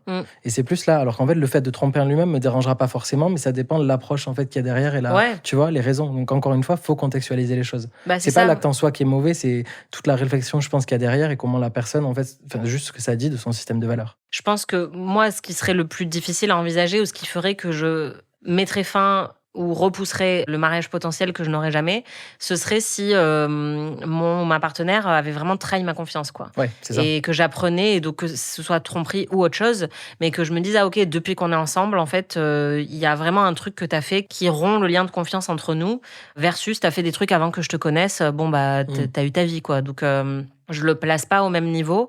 Et le film en parle aussi, puisqu'en fait, au final, elle n'a rien fait, mais parle de quelque chose qu'elle a envisagé de faire. Charlie, qui est dans tous ses états pendant tout le film, parce qu'il se demande s'il doit poursuivre le mariage avec elle ou s'il est avec quelqu'un qui est violent, finit par embrasser sa collègue dans un moment de détresse et être sur le point de coucher avec elle. Et donc là, il y a tromperie selon, enfin tu vois, pour la définition qu'en donneraient beaucoup de gens, juste avant le mariage. Et c'est un peu ça, en fait, qui va être le dernier élément déclencheur du film. Ouais. Et là aussi, je trouve que c'est malin d'avoir mis ça dans le scénario, parce qu'on est sur 2 trahisons très différentes.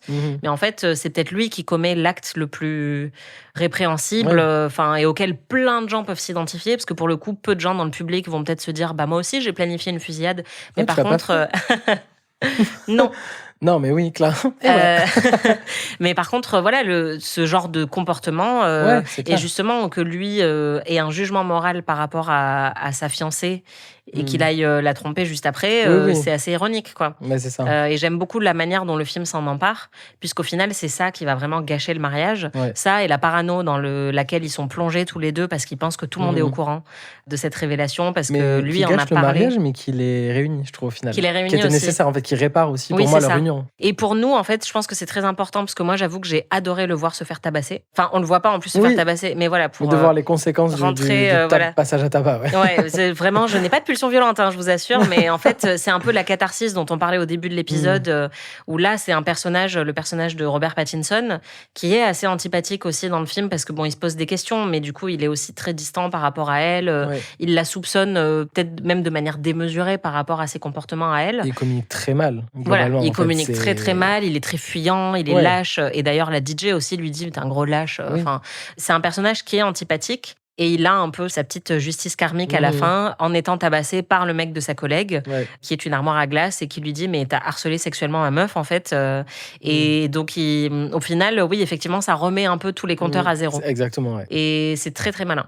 Et c'est pour ça que la fin, je l'ai trouvée, pour le coup, moi, vraiment satisfaisante. Ouais. Alors, est-ce que tu Et veux logique. raconter ce qui se passe à la fin? Ils se retrouvent dans le resto diner, en fait, où ils avaient prévu peut-être d'aller post-mariage, parce qu'ils trouvaient ça C'est un stylé. lieu Parce qu'ils important font pour les ça, deux, quoi. lieu Ouais. important pour les deux, parce qu'ils font ça aussi après les Oscars. C'est ça la référence qu'ils disaient, Oui. qu'ils venaient en costume et ils allaient prendre un burger comme les gens du peuple, quoi. Et c'était ça qu'ils voulaient recréer. Et en fait, lui, il se rend du coup tout couvert de sang au diner, commande un truc. Et en fait, elle finit par arriver. En robe de mariée. En robe de mariée. Et ils finissent par faire le petit jeu qu'elle essayait d'instaurer de temps en temps. C'est faire comme si c'était un peu la première fois qu'ils se rencontraient par hasard. Et du coup, un peu se draguer, flirter. Et faire table rase, en fait. Et faire table rase. Et du coup, ça s'arrête sur ça, cette fausse nouvelle connaissance, on va dire. Et je trouvais ça hyper beau, en fait. Et je trouve ça, c'est une jolie fin sur un film qui est ultra cynique tout du long et peut-être un peu réconfortant, tu vois, mine de rien, et qui montre, en fait, que la résolution passe parfois par le chaos, en fait, tu vois. Pour moi, c'est une vraie scène de rom-com. Pour le coup, j'ai adoré. Et c'est vrai que dès qu'il s'assoit dans le diner, tu te dis, est-ce qu'elle va venir? Est-ce qu'elle va venir? Est-ce qu'elle va venir? Et quand elle arrive, enfin, t'as vraiment le truc de le personnage qui court vers l'Empire State Building, enfin, tu vois, qui court dans l'aéroport. Enfin, t'as un peu la même excitation, même si c'est pas reproduit visuellement non plus. On la voit pas courir vers le diner. Mais t'as cette envie-là qui se retrouve et qu'ils se réconcilient. Et ça marche super bien, je trouve. Et j'ai aimé qu'il nous donne ça, en fait, tu vois, le réalisateur. Exactement. En fait, que ça commence en rom-com, ça finit en rom-com, avec des errances, tu vois, un peu tout du long après, au fil du film. Alors que ça aurait pu s'arrêter autrement, tu vois, ça aurait pu s'arrêter sur Robert Pattinson, t'entends la petite clochette de la porte qui s'ouvre, lui qui lève la tête, et en fait, fin ouverte. Tu vois, beaucoup auraient fait ça, je pense, en vérité. Et ça aurait été un peu facile, quoi. Trop facile. Parce que là, en fait, on sent qu'il y a eu quand même beaucoup de douleurs physiques et émotionnelles. Et que donc, ça va pas être simple de réparer tout ça après tout ce qu'ils ont vécu, mais qu'au moins, ils ont envie d'essayer. T'as l'espoir, ouais. Et en fait, c'est ça que je trouve très beau et un peu comme matérialiste, en fait, même si matérialiste allait jusqu'à un mariage et donc vers une fin un peu conventionnelle. Mais il y a quand même cette idée de dire...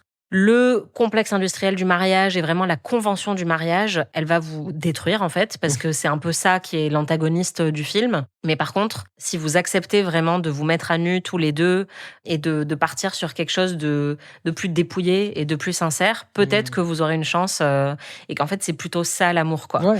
Et j'aime beaucoup ce discours-là aussi du film, de dire en fait le mariage c'est pas le climax du film et c'est pas le climax de votre histoire d'amour. C'est au contraire le truc qu'il faut un peu évacuer.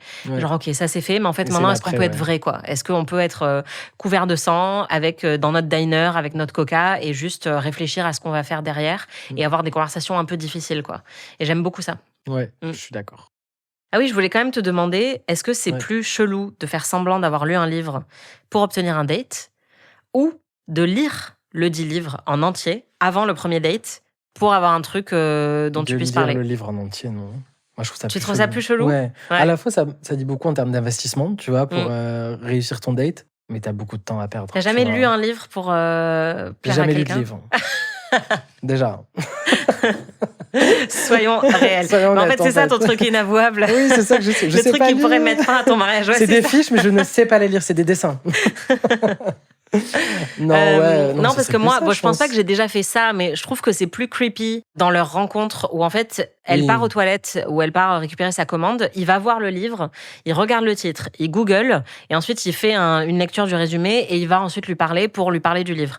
Où je trouve que là, c'est vraiment un truc genre tu lui as même pas parlé, donc tu sais même pas si elle va te plaire et tout, et t'es déjà en train de Mais c'est vrai, c'est de vrai. faire un peu pas du catfishing, tu vois, mais un truc un C'est peu, ça, comment on non, appelle ça Pas gaslighting, non? De Non, quoi? C'est pas du gaslighting, non, Non, pas c'est, vraiment. tu sais, quand les mecs qui donnaient des conseils du pick-up Ah. artiste, tu vois. Oui, oui, c'est C'est un ça. peu un truc de Ouais, pick-up ouais. artiste, quoi. Alors qu'après, une fois qu'ils ont établi leur première conversation Ouais. et convenu d'un date à cause de ce livre, bah moi, ouais, je pense que j'aurais au moins feuilleté le début. Et t'as vu ce que c'était le livre ou pas? J'ai pas checké, non. Alors, je sais plus comment il s'appelle, mais apparemment, en fait, c'est planté exprès par le réalisateur Ouais. et c'est son prochain film. Ce serait le titre de son prochain film, en fait. Je sais pas de J'adore. quoi ça va parler, mais apparemment, ce serait ça. Est-ce que tu as envie de désigner un MVP Évidemment. ou une MVP pour ce film? C'est qui? Évidemment. Et en fait, là, je réalise que j'ai oublié son prénom. Mais tu l'as dit tout à l'heure, celle qui avait été dans Marty Supreme. C'est Hailey. Ellie. Mm. Bah, elle a été incroyable pour moi, reveal comique en fait. Je Ouais. veux dire que la scène où elle est avec Robert Pattinson et du coup son personnage de Charlie lui demande ouais, et toi si une amie te disait que ça, pour en gros essayer d'avoir conseil, ce qu'elle ferait à sa place quoi, en apprenant que la personne que tu vas épouser a failli faire une fusillade. C'était génial, je trouve ses réactions, et elle m'a rappelé en termes d'acting Samara Weaving, Oui, tu vois, Oui. qui en vrai aurait clairement pu avoir ce rôle-là ouais, c'est vrai. pour moi. Ouais, un peu Parce que- deadpan. Ouais. Mais elle, en plus, elle a un côté renfrogné que n'a pas forcément Samara Weaving, Oui. tu vois, qui marche encore mieux. Ouais. Parce qu'elle a un côté vraiment un peu brut de décoffrage. Enfin, alors que Samara Weaving, elle est aussi castée dans des rôles où on joue beaucoup sur son apparence de princesse. Enfin, tu vois. Alors que elle, il y a vraiment un truc où, ouais, elle est très deadpan, quoi. Genre, elle sourit pas, juste elle le regarde comme ça en mode, ouais, ok, Ouais, c'est vrai. et c'est quoi ton histoire? Enfin. Ouais. Mais non, Ça, je c'était l'aime super, beaucoup. ouais. Et moi, elle a sorti une de mes répliques préférées à la Vas-y. fin, où du coup, quand son mec agresse Robert Pattinson, et elle lui dit tu peux pas t'exprimer verbalement, bordel. Plutôt qu'avec tes points. J'ai trouvé ça génial, Ouais. parce que là aussi, c'est très culture contemporaine, tu vois. Oui, genre, oui, exprime carrément. tes émotions, Ouais, c'est ça. exprime-toi à travers tes mots, plutôt qu'à travers tes points. Enfin, Ouais. j'ai trouvé ça hilarant. Ouais. Et la manière dont elle le hurle à son mec, alors que c'est le chaos total dans le Ouais, ouais, mariage, c'est clair. j'ai adoré. Ouais, c'est vrai. Non, c'est trop bien. Moi, mon MVP, je pense que c'est la doudoune orange de Zendaya au diner. Ah ouais. J'ai adoré ce petit Spécifique, détail. mais oui. En fait, j'aime beaucoup le travail sur les costumes comme ça, qui non seulement a du sens, mais qui en plus est très mémorable aussi. Mhm. Et là, ça marche très très bien parce que bah, ça atténue totalement. Enfin, c'est un peu la vraie elle par-dessus, Ouais. tu vois, la robe de mariée, tout ça. Et globalement, je trouve que tous les costumes et les décors du film sont géniaux. J'ai beaucoup aimé aussi quand le personnage de Alana Haim, elle est censée valider une campagne marketing pour Oatly, Oui. le lait d'avoine. Ouais. Et ils viennent du coup l'interrompre pendant qu'elle est en train d'avoir tout son drama.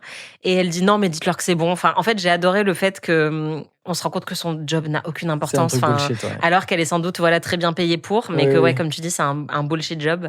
Enfin, ouais, vraiment, je trouve qu'il y a plein de petits trucs très Ouais. fins dans ce film. Ouais. Et donc, qui Très satisfaisant. méritent d'être revus aussi. Et donc, Ouais. vraiment, je pense que même en sachant où ça va, Mm. ça peut être particulièrement jouissif de le revoir. Ouais. Est-ce que tu as une réplique préférée ou une réplique qui t'a particulièrement marqué? Non, je vais prendre Non. la tienne. La tienne était très bien. Ouais, alors moi j'en ai T'en as noté d'autres, plusieurs. vas-y. Ouais. Bah, très drôle quand ils vont voir la photographe juste après la révélation Oui. et qu'elle dit alors I'll shoot you first and then I'll shoot the grandparents. Et donc elle dit je vais mitrailler, donc enfin Oui, oui, comme pour shoot, nous, on dirait voilà, ça, ouais.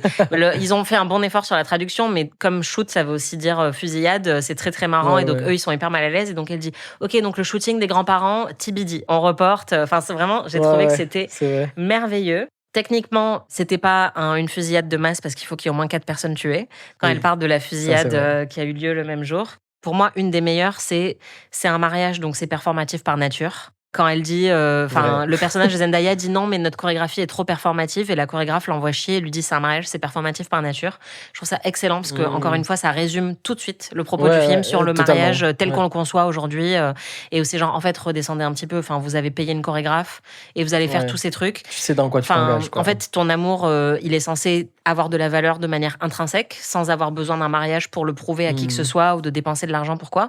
Quand tu te maries, c'est souvent pour autre chose. Et donc, assume-le au moins, quoi. Pour de l'argent. Dans mon cas. Après, Dans ton cas. J'espère être invitée à ton mariage aussi. J'espère qu'il sera en grande pompe. T'inquiète, le Et traiteur. je ferai un super discours bourré comme le personnage d'Alana Haim, genre hyper passif-agressif.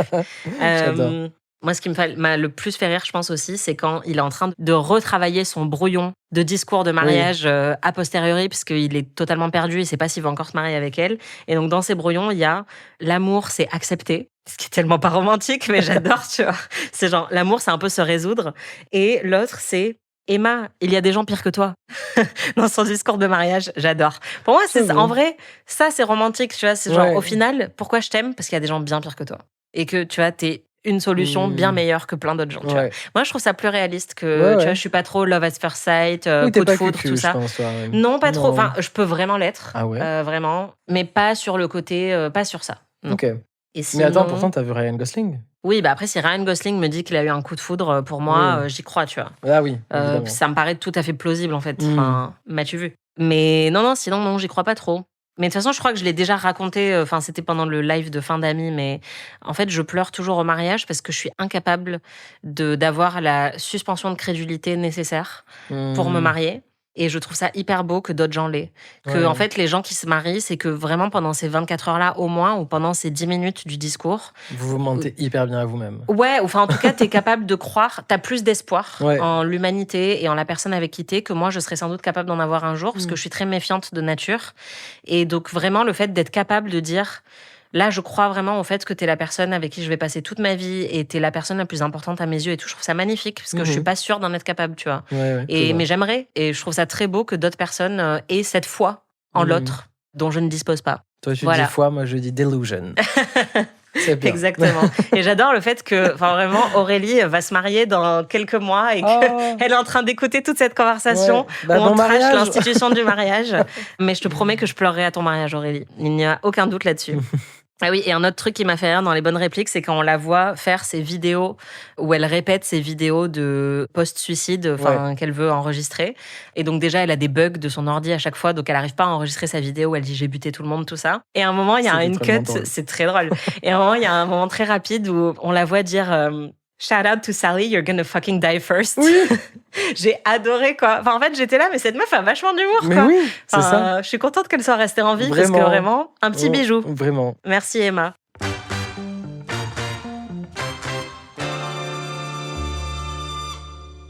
Parfois, souvent, on a des recos dans ce podcast parce que les gens aiment beaucoup qu'on fasse des petites recos de films. Et du coup, je me suis dit que pour ce film, ça pourrait être pertinent de parler de tes films de mariage préférés. En as-tu ? Quand tu m'as dit mariage, premier truc que j'ai pensé, en vrai, c'était une série. Mais après, je reviens vers des films. Ok. Mais la série qui m'est venue, c'était Happy Endings. Ok. Que moi, j'aime décrire comme étant Friends, mais en drôle. Ça tire à balles réelles. Voilà, sur une bande de potes. Et le premier épisode J'aurais pas dû dire ça tire à balles réelles dans ce podcast. Ça, ce sera le teaser, tu vois. Vraiment. Ça commence par un mariage qui n'a pas lieu. Où en fait, ils s'apprêtent à se marier. Et puis en fait, il y a un mec qui débarque à roller. C'est un peu un mec qui vient reconquérir la meuf. Et elle dit... Ok, t'as raison, viens, je te suis. Elle enfile des rollers et ils se partent tous les deux à roller. Trop bien, j'ai jamais regardé. Donc, Et ça, j'ai trouvé ça génial, tu vois. Ça me fait penser à ça plutôt du coup en mariage raté. Mais sinon, film de mariage, c'est horrible, mais ça va en dire plus long sur moi. Mais moi, c'est Wedding Nightmare. Ready or Not. Il est dans ma liste aussi. Moi, je pense à ça, tu me dis mariage, je vais penser à ça directement, truc horrifique, mais... Non, je suis d'accord. Je l'ai aussi mis dans ma liste. Bah ouais. Moi, j'avais aussi noté Bridesmaids, quand même, que j'adore, et qui se termine par un mariage heureux, mais qui est clairement... Et une des meilleures comédies américaines, en vérité. Ouais, merci. C'est pour ça qu'on s'entend bien, toi et moi. Bah oui. J'ai aussi pensé à Princess Bride, dans lequel le mariage est au final beaucoup moins important qu'il ne l'est dans le titre. Mais il y a quand même cette scène culte avec l'ecclésiastique qui dit « marriage ». Et donc rien que pour ça, j'aime beaucoup. Ça va dans la liste. Exactement. Et j'ai pensé dans les mariages vraiment cafards, le lauréat avec Dustin Hoffman. puisque si tu ne l'as pas vu, du coup, je suis en train de te spoiler. Mais c'est donc une histoire d'amour. Enfin, c'est un peu une comédie romantique. Lui, il est beaucoup plus jeune. Mrs. Robinson, ça vient de là aussi. Et donc, en fait, à la fin, il interrompt le mariage de la meuf. Ah non, c'est la fille de la meuf âgée avec laquelle il a une histoire. Et donc, à la fin, il interrompt le mariage de la meuf dont il est amoureux pour dire non, moi, je m'y oppose. Et ils s'enfuient tous les deux. Et c'est hyper romantique. Et après, ils montent dans un bus. Et en fait, le dernier plan, c'est un plan séquence très, très long sur eux qui sont dans le bus et où leur sourire s'efface de plus en plus parce que en fait tu comprends qu'ils sont un peu en train de se dire ok, et maintenant qu'on a fait la scène romantique, il se passe quoi, tu vois. Ouais. Et donc c'est quelque chose de très cynique et de très âpre, tu vois, à la fin de ce film romantique qui te dit bah ok, c'est cool là votre romantic move, mais est-ce que ça va vraiment marcher entre vous, c'est pas sûr. Et donc j'aime beaucoup ouais. Et en fait, ça m'a un peu fait penser à ça aussi, dans quelque chose de beaucoup plus romantique, mais dans The Drama, tu vois, il y a aussi ce truc de bon bah ok, le mariage a eu lieu, mais maintenant on fait quoi, tu vois. Et j'aime beaucoup ça. Non, ça va être bien, quoi. Ok. Donc je vous recommande Le Lauréat. Et puis bon, j'avais aussi pensé à Kill Bill 2, mais bon, là c'était plus en mode. Ok, ah oui. Voilà, dans le genre mariage J'adore, pas cool, tu vois. Oui. Mais en fait, je me disais, parce que en fait, en voyant The Drama, je me suis dit, je pense que c'est le pire mariage de l'histoire du cinéma. Tu peux pas imaginer pire, quoi. Enfin, moi, j'étais cauchemardée face à toutes ces scènes, quoi. Et j'ai essayé de chercher, du coup, dans ma tête, je me disais, est-ce qu'il y a pire? Et en fait, je me suis dit, bah ouais, Kill Bill, c'est pire, tu vois, globalement. Oui, je pense que un peu pire. Voilà. C'est la fin de cet épisode. Merci beaucoup, Florian, d'être venu discuter un plaisir. voilà, de tous ces sujets très légers. De tous ces red flags. Exactement. Tu reviens quand tu veux. Si vous n'avez pas encore écouté le podcast de Florian Dating Culture, je vous recommande absolument de l'écouter. Si vous avez aimé cet épisode, mettez-nous 5 étoiles, des commentaires, des likes, des partages, tout ce que vous voulez. Vous pouvez aussi m'envoyer vos commentaires et vos avis sur The Drama. Ça m'intéresse beaucoup et puis je les lirai sans doute dans le prochain épisode. Et si vous n'avez pas aimé cet épisode, je m'en fiche, laissez-moi me faire des films. Vous l'avez bien compris dans ce podcast, la Diloulou, c'est très important. Donc, je pars du principe que tout le monde aime ce podcast. Voilà, merci beaucoup et à très bientôt. Anaïs se fait des films est un podcast d'Anaïs Bordage, c'est moi. Produit par Slate Podcast. Production éditoriale, montage et réalisation, Aurélie Rodriguez.